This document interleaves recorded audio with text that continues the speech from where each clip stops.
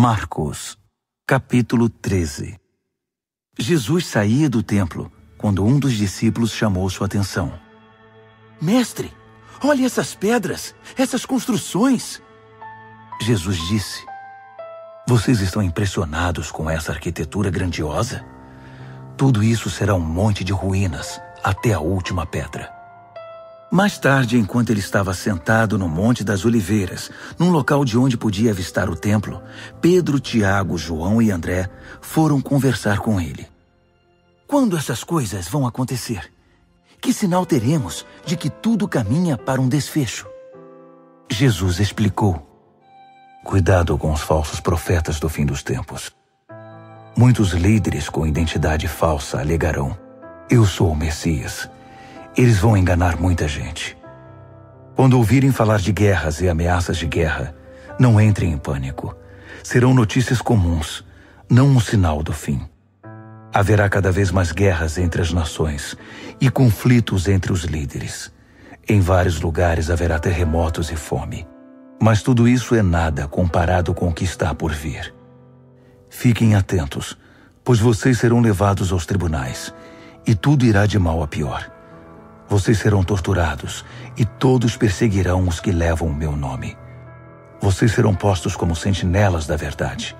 A mensagem tem de ser pregada em todo o mundo. Quando traírem vocês e os levarem aos tribunais, não se preocupem com o que dizer. Quando chegar o momento, digam o que estiver no coração. O Espírito Santo dará testemunho por intermédio de vocês. Haverá irmão matando irmão, pai matando filho, filho matando os pais. Todos odiarão vocês por causa do meu nome. Fiquem firmes. Isso é necessário. Fiquem firmes até o fim. Vocês não ficarão desamparados, pois serão salvos. Estejam preparados para fugir quando virem a besta da profanação, estabelecida onde nunca deveria estar. Quem lê não terá dificuldade de entender o que estou falando. Quando isso acontecer, se vocês estiverem na Judéia naquele tempo, corram para as colinas. Se estiverem trabalhando no quintal, não voltem para buscar nada em casa. Se estiverem no campo, não voltem para buscar agasalho. As grávidas e as que amamentam sofrerão mais. Orem para que isso não aconteça no inverno. Serão dias difíceis. Nada parecido aconteceu desde que Deus fez o mundo, nem depois haverá. Se esses dias de aflição seguissem o curso normal, ninguém suportaria. Mas por causa dos escolhidos de Deus, a aflição será encurtada. Se alguém anunciar, aqui está o Messias, ou apontar, lá está ele, não caiam nessa. Falsos messias e pregadores mentirosos surgirão aos montes. Suas credenciais impressionantes e seus deslumbrantes espetáculos, se possível, iludiriam até os escolhidos de Deus. Fiquem atentos, pois eu os avisei com antecedência.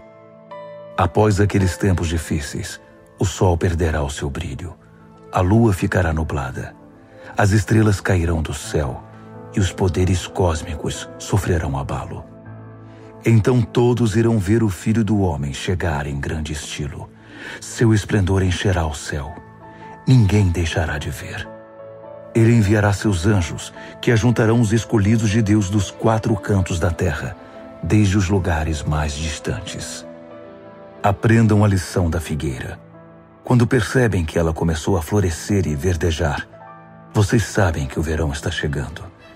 O mesmo acontecerá com vocês. Quando virem os sinais, saberão que não demorará muito. Levem isso a sério. Não estou me dirigindo apenas às gerações futuras, mas a vocês também. Esta era continua até que todas essas coisas aconteçam. O céu e a terra vão desaparecer, mas as minhas palavras jamais.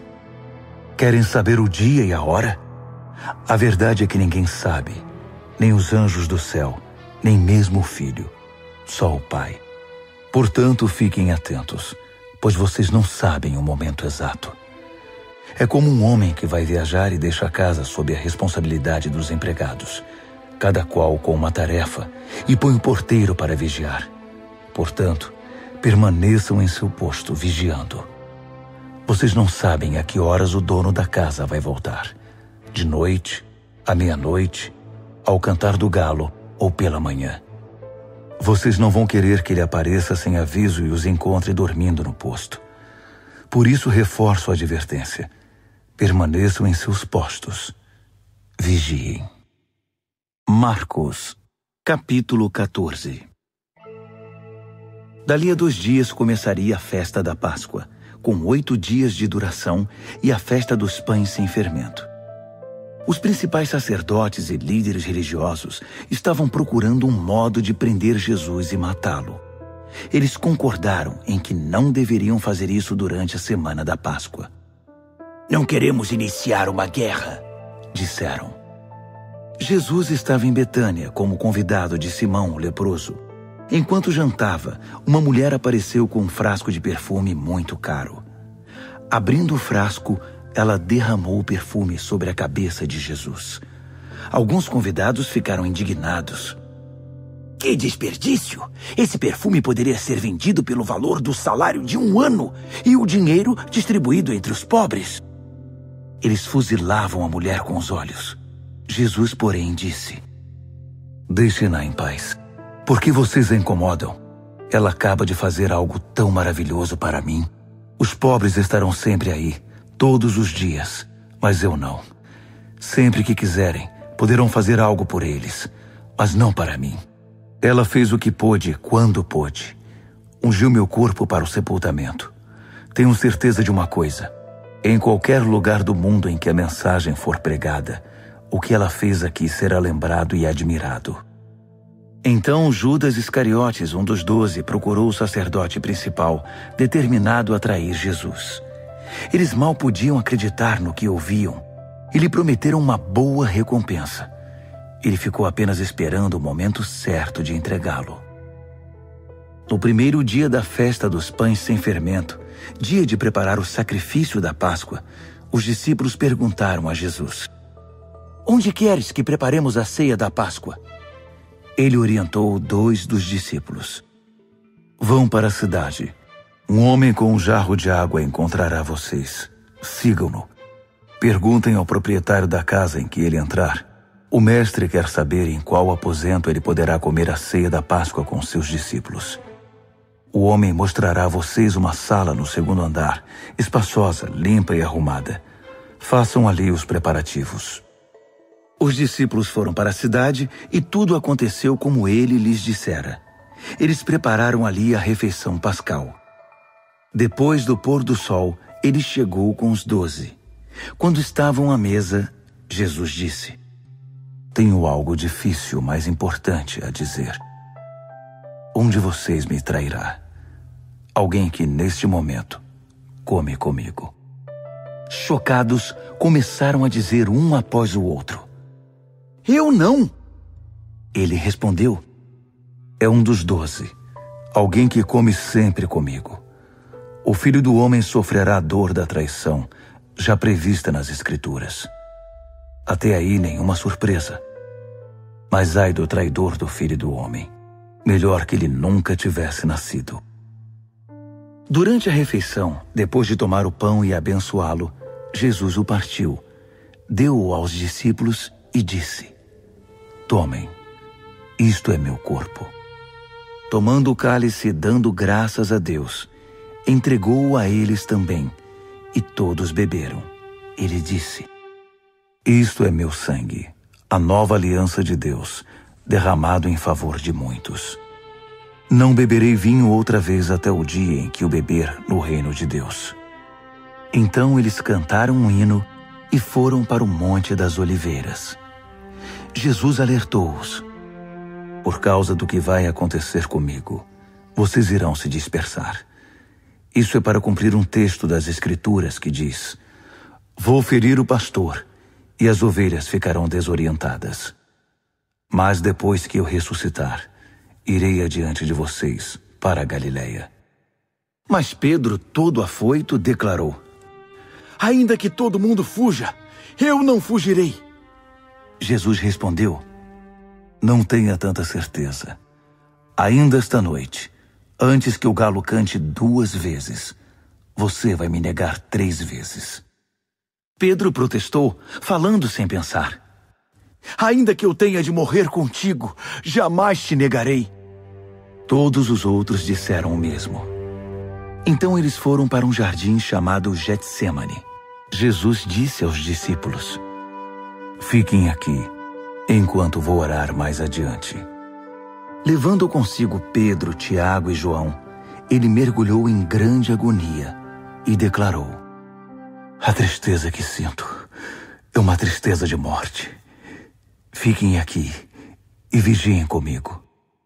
Indo um pouco mais adiante, prostrou-se no chão e orou: Paizinho, Pai, tu podes me livrar.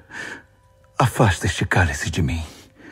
Mas, por favor, não seja o que eu quero, mas sim o que tu queres. Quando voltou aos discípulos, encontrou os 3 dormindo e disse a Pedro: Simão, você veio para dormir?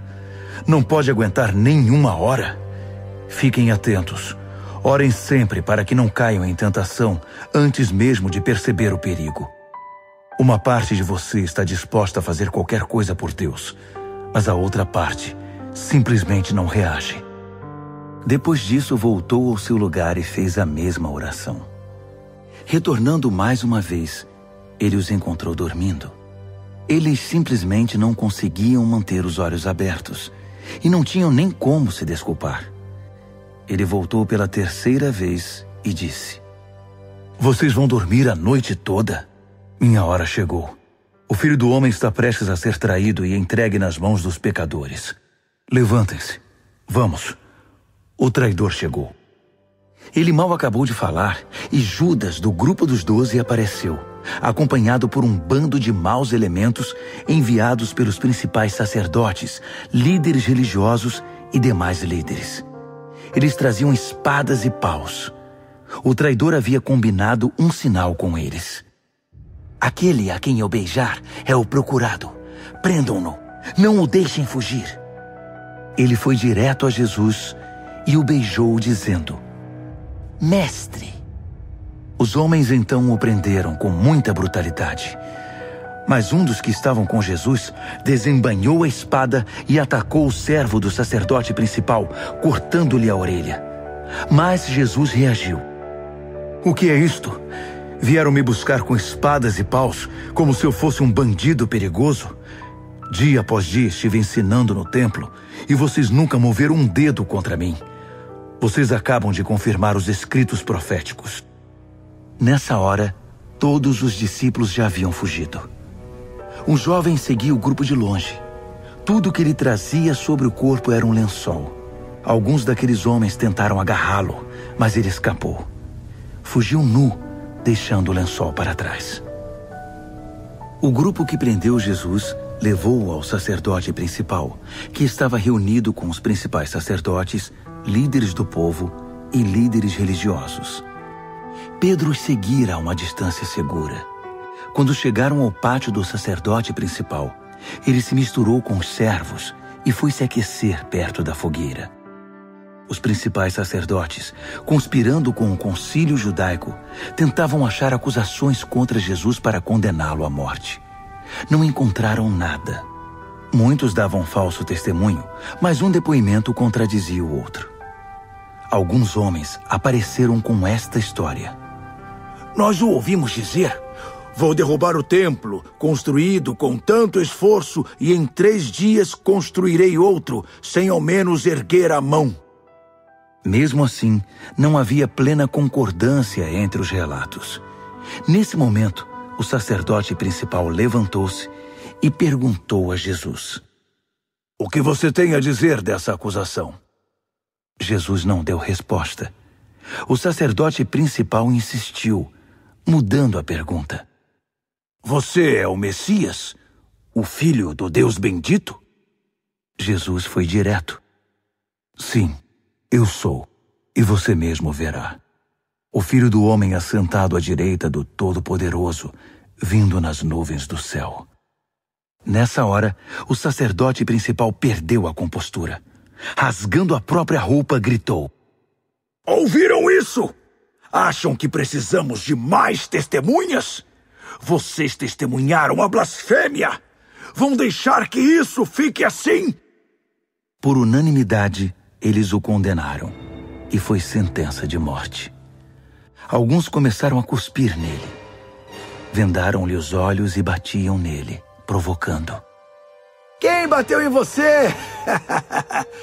Profetize! Os guardas levaram-no dali, sem interromper o espancamento.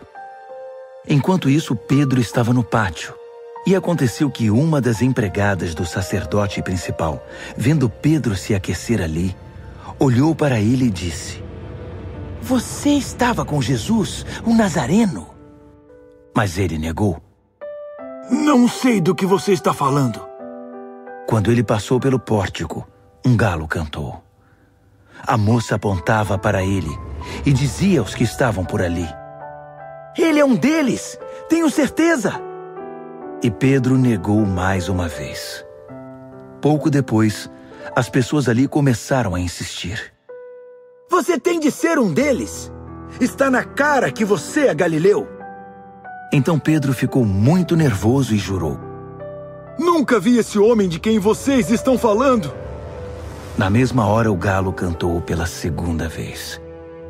Pedro lembrou-se do que Jesus dissera: Antes que o galo cante 2 vezes, você vai me negar 3 vezes. Sem se conter, desabou a chorar.